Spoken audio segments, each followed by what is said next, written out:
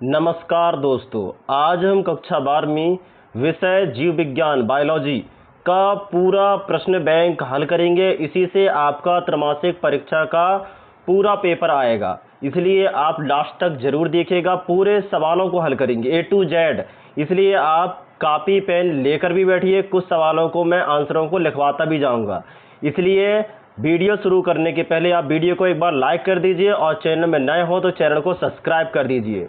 चलिए स्टार्ट करते हैं।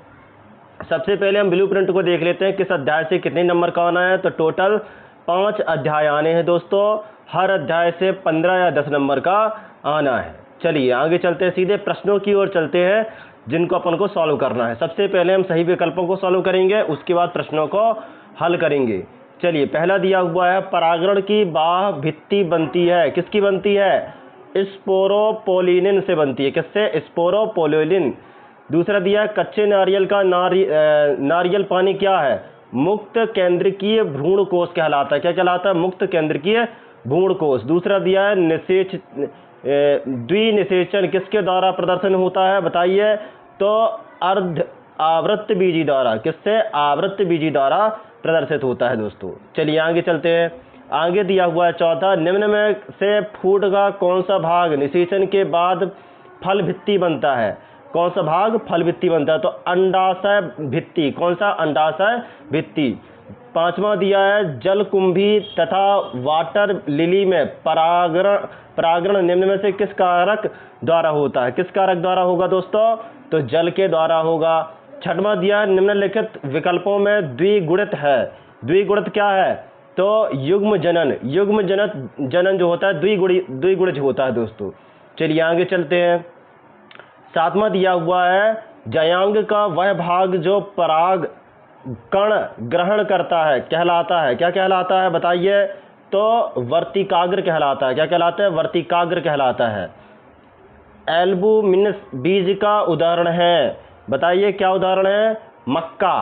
क्या है? मक्का उदाहरण है दोस्तों। चलिए आगे चलते हैं। आगे दिया, उस घटना को क्या कहते हैं जिसमें अंडाशय बिना निषेचन के फल में विकसित हो जाता है? वो कहलाता है अनिषेक फलन। क्या कहलाता है? अनिषेक फलन। किसी परागकोश की लघु बीजाणुधारी की सबसे बाह्य और सबसे भीतरम परत निम्न में से कौन सी होती है? तो एपिडर्मिस एवं टेपेटम कहलाती है दोस्तों। चलिए आगे चलते हैं। आगे दिया है, गुरु बीजाणु जनन से बने 4 गुरु बीजों में क्रियाशील गुरु बीजों की संख्या कितनी होती है? तो 1 होती है दोस्तों। भ्रूण पोष में निषेचन के बाद नष्ट होने वाली कोशिकाएं, बताइए। सह कोशिकाएं एवं प्रतिध्रुवित कोशिकाएं कहलाती हैं। चलिए आगे दिया हुआ है, 13वां, बीजाणुध्र की मुख्य अवस्था जिनमें होती है वो क्या कहलाते हैं? वो कहलाते हैं आवृत्त बीजियों में। निम्न में से किस पौधों में जल परागण पाया जाता है? किन पौधों में पाया जाता है दोस्तों? तो बी वाले में, वेलिस नेरिया में पाए जाते हैं। चलिए आगे दिया हुआ है, जिनोगेमी का एक प्रकार है। जिनोगेमी का एक प्रकार क्या है? बताइए। तो एलोगेमी है। गुरु बीजाणु धानी किसके समतुल्य होता है? तो किसके समतुल्य होता है दोस्तों? बीजांड के समतुल्य होता है। चलिए 17वां दिया है, पराग कण का अध्ययन क्या कहलाता है? पराग कण का अध्ययन पेनिनोलॉजी कहलाता है। एक समान भ्रूण कोश में पाए जाने वाले केंद्रकों की संख्या कितनी होती है? तो 8 होती है दोस्तों। वे द्विलिंगी पुष्प जो कभी नहीं खुलते प्रदर्शित करते हैं। क्या प्रदर्शित करते हैं? एलिस्टोगेमी कहलाते हैं दोस्तों। चलिए आगे चलते हैं। बीज किससे विकसित होते हैं? बताइए, बीज किससे विकसित होते हैं दोस्तों? तो बीज विकसित होते हैं बीजांड से। किससे? बीजांड से विकसित होते हैं। चलिए आगे दिया हुआ है 21वां, स्कूटेलम किसका भाग कहलाता है? स्कूटेलम किसका भाग कहलाता है दोस्तों? एक बीजी पत्री भ्रूण का। स्वपरागण की युक्ति क्या है? तो उपयुक्त सभी स्वपरागण की युक्तियां हैं। एक बार वीडियो को लाइक कर दीजिए दोस्तों, और चैनल में नए हो तो चैनल को सब्सक्राइब कर दीजिए। चलिए रिक्त स्थानों को करते हैं हल। रिक्त स्थान में पहला दिया हुआ है, सत्य फलन का परिवर्धन भ्रूण से होता है। किससे होता है? भ्रूण से। लिखते जाइए कापी में, भ्रूण से होता है। प्रकुर में कोलियोप्टाइल क्या कहलाता है? एक बीज पत्री पौधा का निर्माण होता है, एक बीज पत्री पौधे का। तीसरा दिया है, एक बीज पत्री पौधे में एक बीज पत्रक होता है, जिसे हम बीज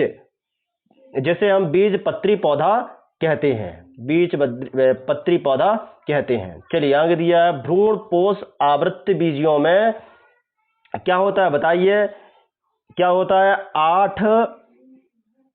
आठ व त्रिगुणीय होते हैं। कितने होते हैं? 8 और त्रिगुणीय। पांचवा दिया है, एक भ्रूण पोष में समानतः पाए जाने वाले उपकोषों की संख्या कितनी होती है? तो संख्या कितनी होगी दोस्तों, बताइए। तो इनकी संख्याएं जो होती हैं वो होती हैं 8 या आर्किड भी होती हैं दोस्तों। चलिए आगे चलते हैं। आगे दिया हुआ है सवाल, आगे देखते जाइए आप। आगे दिया हुआ है, आगे जो सवाल दिया हुआ दोस्तों वो दिया है, जगत में सबसे छोटे और हल्के बीज आर्किड में उत्पन्न होते हैं। चलिए आगे चलते हैं। आगे सवाल जो दिया हुआ है उसको देखिए। आगे सवाल जो दिया हुआ है, नागफली के पुष्प में बीजांड, बताइए। नागफली के पुष्प में बीजांड जो होते हैं उसे बोलते हैं हेमीट्रोपस। क्या कहलाते हैं? हेमीट्रोपस का प्रकार होता है। बिना निषेचन के अंडाशय के फल में विकसित होने की प्रक्रिया पार्नेनोकार्पी कहते हैं, पार्नेनोकार्पी।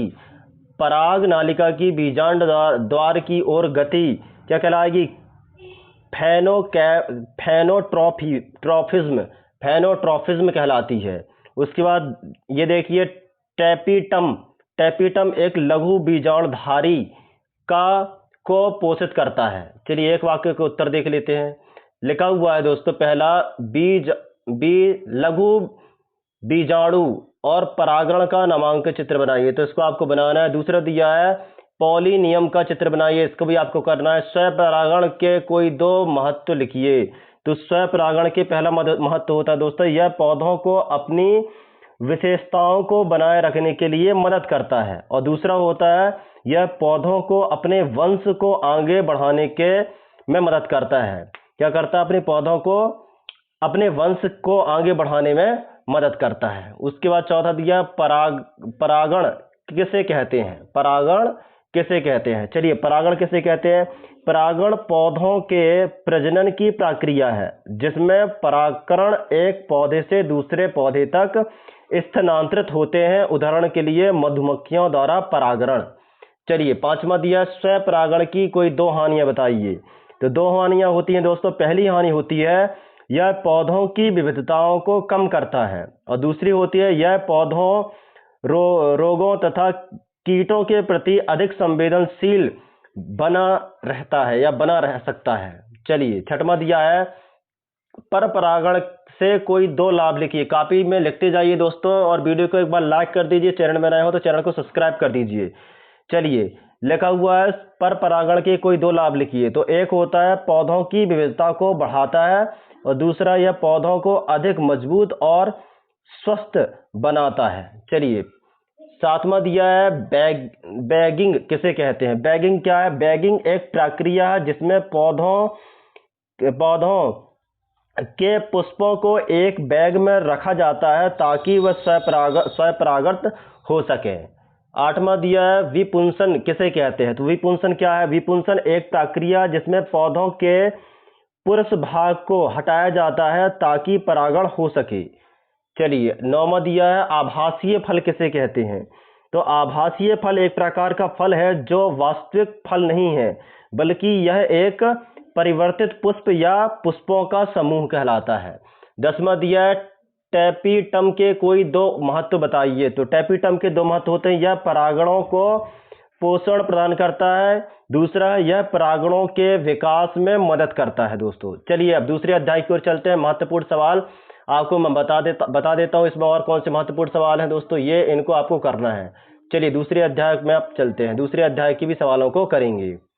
चलिए दूसरा अध्याय आ जाता है दोस्तों, और दूसरे अध्याय के सवालों को देखते हैं।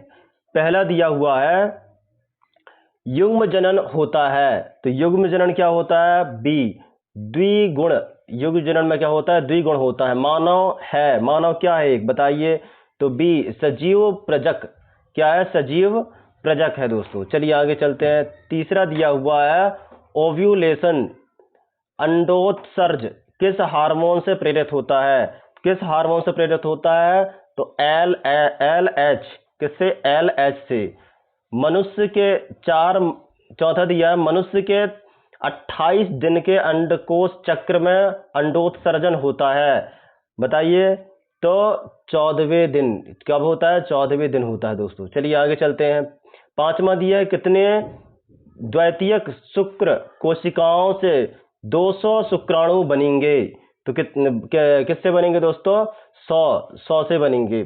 छठवां दिया है अतिरिक्त संरचना जो भ्रूणों को पोषण प्रदान करती है, क्या कहलाती है दोस्तों, चलिए इसमें आगे आंसर देखते हैं। अपरा क्या कहलाती है, अपरा कहलाती है।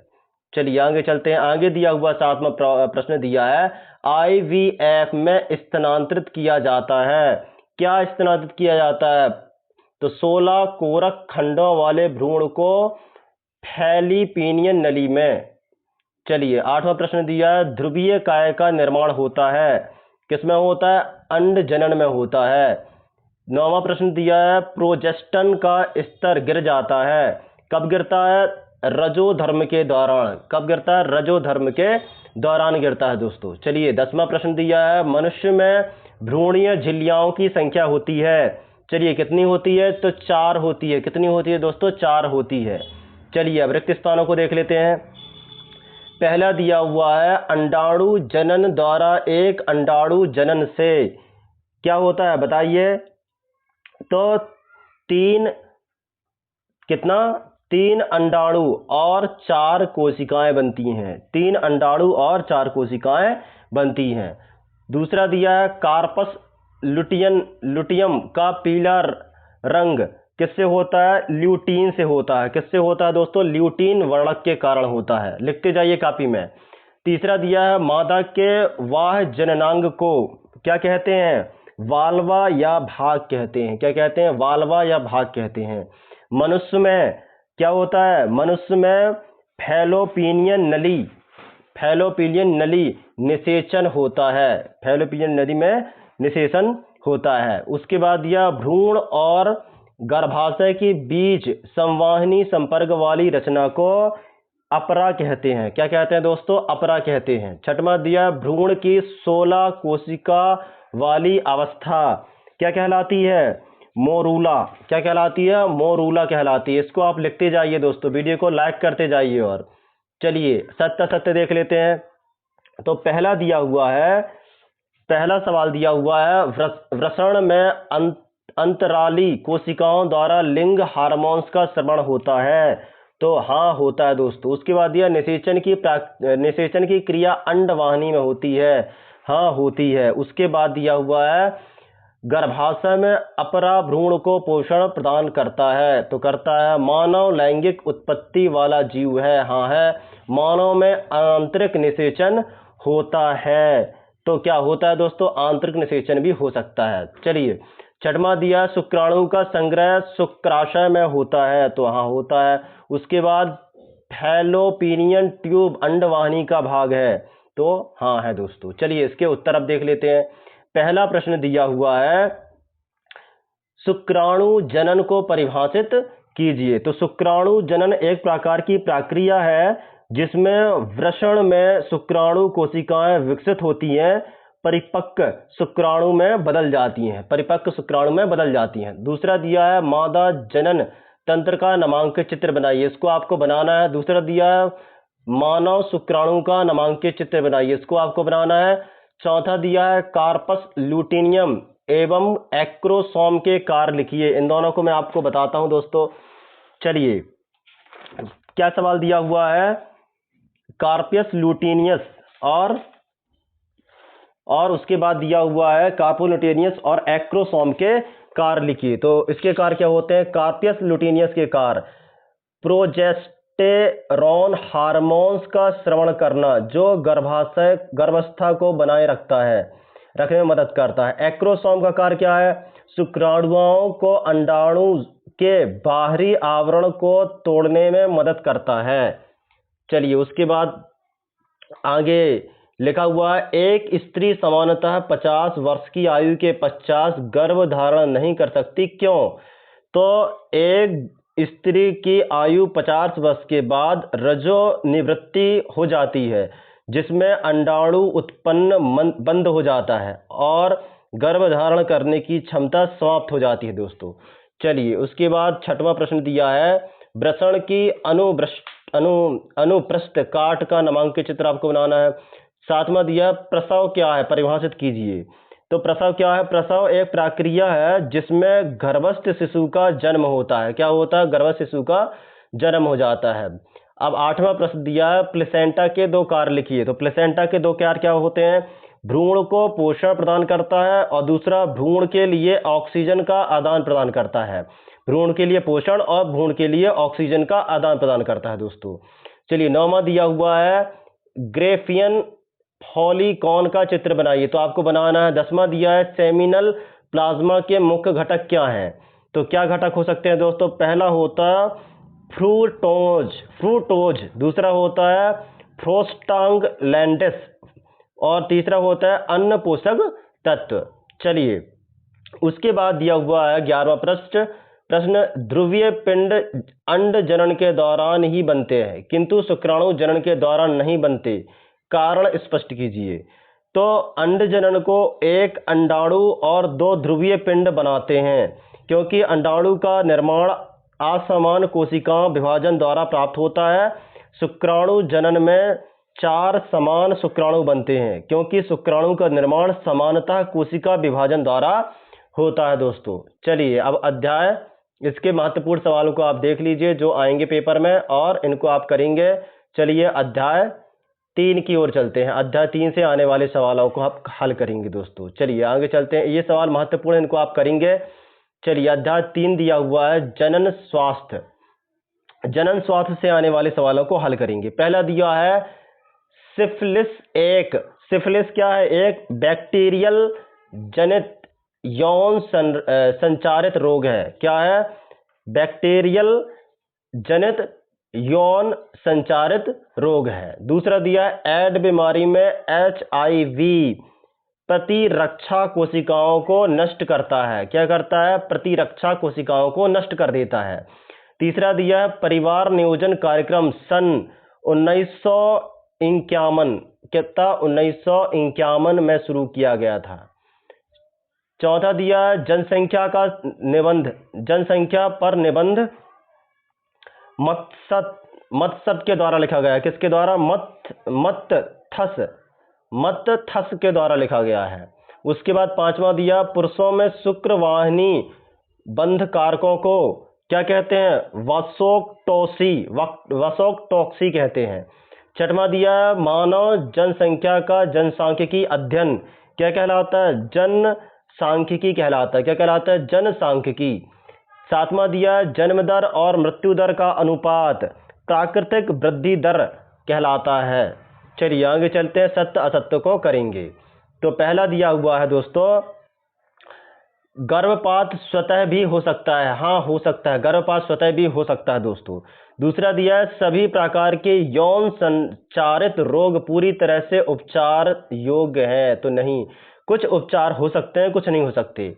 तीसरा दिया, एक प्राकृतिक गर्भ निरोधक उपाय के रूप में शिशु को पूर्ण रूप से स्तनपान कराना सहायक होता है। तो हाँ होता है। चौथा दिया है, गर्भधारण तकनीकों में भ्रूण को सदैव गर्भाशय में स्थानांतरित किया जाता है। तो हाँ किया जाता है। उसके बाद दिया पांचवा, प्रोटेस्टोन हार्मोन्स गर्भ निरोधक गोलियों में उपस्थित होता है। तो हाँ होता है दोस्तों। चलिए एक वाक्य के उत्तर भी कर लेते हैं। एक वाक्य के उत्तर देख लीजिए, जनन स्वास्थ्य के लक्ष्य हेतु भारत सरकार द्वारा चलाए गए कार्यक्रम का क्या नाम है? बताइए। तो RHS क्या है? RHS राष्ट्रीय स्वास्थ्य समिति है, जो भी संग्राम जो भी होगा दोस्तों, संगठन, राष्ट्रीय स्वास्थ्य संगठन। उसके बाद दूसरा दिया हुआ है, गर्भावस्था में आनुवांशिक विकारों का पता लगाने की विधि क्या कहलाती है? एमनीओसेटेसिस, एमनीओसेटेसिस कहलाती है। दूसरा है आईयूडी का पूरा नाम क्या है, तो ये आपको लिखना है क्योंकि केमिस्ट्री का भी ये है दोस्तों। उसके बाद चौथा दिया है जनन क्षमता में कमी होने का क्या क्या क्या कहलाता है, तो उसे जनन क्षमता में कमी होना बांझपन कहलाता है। क्या कहलाता है? बांझपन कहलाता है। मातृ मृत्यु दर किसे कहते हैं दोस्तों? मातृ मृत्यु दर क्या कहलाएगी बताइए? प्रति लाख जीवित जन्मों पर माताओं की मृत्यु की संख्या, प्रति लाख जीवित जन्मे बच्चों पर माताओं की मृत्यु की संख्या कहलाएगी। चलिए उसके बाद दिया है आईवीएफ उपचार से जन्म लेने वाले प्रथम शिशु का नाम क्या है? प्रथम शिशु का नाम क्या है दोस्तों? आईवीएफ से उपचार के द्वारा पैदा हुआ लड़का है लुइस ब्राउन। कौन है? Louis Brown. इसको आप लिख लीजिए कॉपी में, लुइस ब्राउन।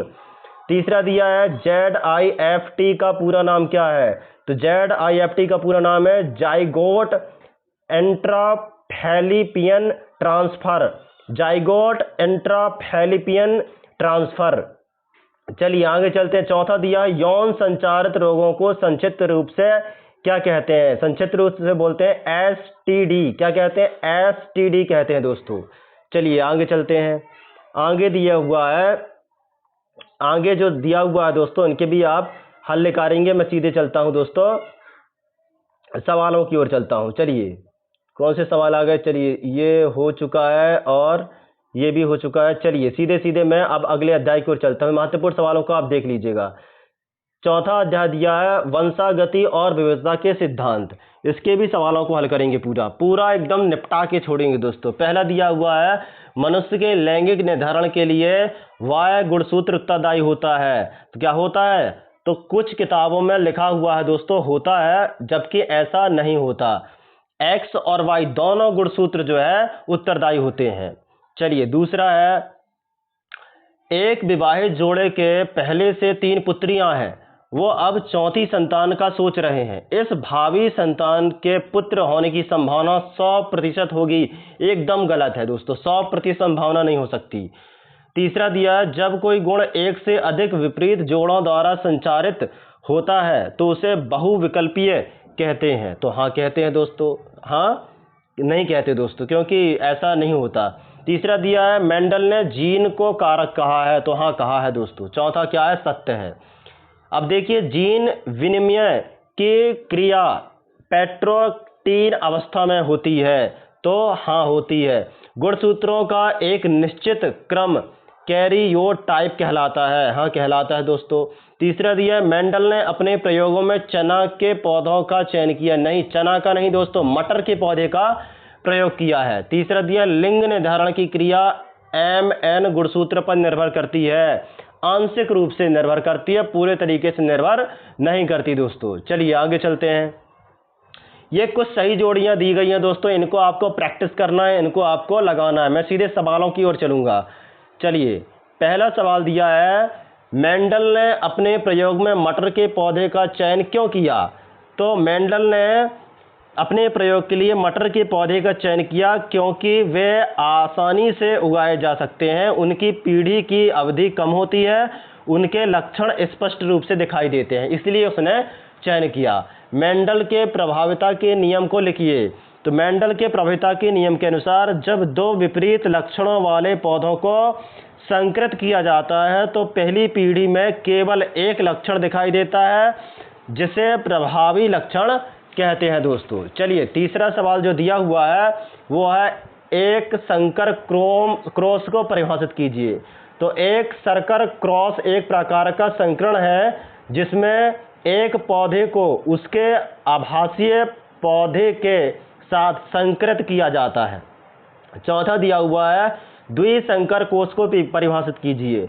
द्विसंकर कोष एक प्रकार की संकरण है जिसमें 2 अलग अलग लक्षणों वाले पौधों को संकृत किया जाता है और उनके लक्षणों को वंशागति का अध्ययन कराया जाता है। चलिए उसके बाद पांचवा दिया है उत्परिवर्तन को परिभाषित कीजिए। उत्परिवर्तन एक प्रकार की प्रक्रिया है जिसमें जीन या गुणसूत्रों में परिवर्तन होता है जिससे जीवों के लक्षणों में बदलाव आ जाता है। चलिए छठवां सवाल दिया है, बिंदु उत्परिवर्तन क्या है? तो बिंदु उत्परिवर्तन एक प्रकार का उत्परिवर्तन है जिसमें जीन के एक विशिष्ट बिंदु पर परिवर्तन होता है, जिसे कि एक न्यूक्लियोटाइड का प्रतिस्थापन कह सकते हैं दोस्तों। चलिए सातवां सवाल दिया है, हीमोफीलिया रोग क्या है? हीमोफीलिया एक जेनेटिक विकार है जिसमें रक्त के थक्के बनने की प्रक्रिया प्रभावित होती है, जिससे रक्त का स्रवण की समस्या चालू हो जाती है, मतलब रक्त का थक्का नहीं जमता। आठवां दिया है, वर्णाधारता रोग क्या है? वर्णाधारता एक जेनेटिक विकार है जिसमें व्यक्ति को रंगों को पहचानने में समस्या बढ़ जाती है, विशेष रूप से लाल और हरे रंगों को अलग से पहचान नहीं पाता दोस्तों। चलिए सीधे सीधे मैं आपको आगे लेकर चलता हूँ। महत्वपूर्ण सवाल आप देख लीजिए, ये महत्वपूर्ण सवाल है जो पेपर में आते हैं, ये आपको करना है। चलिए आगे चलते हैं, सीधे मैं सवालों की ओर आपको लेके चलूँगा। ये टिक लगा दिए, ये महत्वपूर्ण सवाल है, इनको आपको करना है। सीधे मैं अध्याय जो लास्ट चल रहा है पारितंत्र, इसको मैं हल करता हूँ।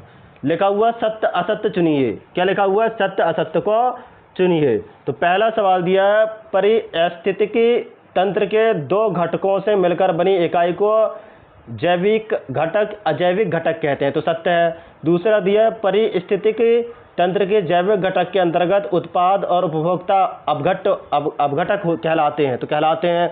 पारिस्थितिक तंत्र के अजैविक घटक के अंतर्गत जलवायु या ताप आते हैं, तो आते हैं दोस्तों। उसके बाद पारिस्थितिकी तंत्र का शब्दगत प्रयोग पहले वैज्ञानिक टेंसेले ने किया है, सही किया है।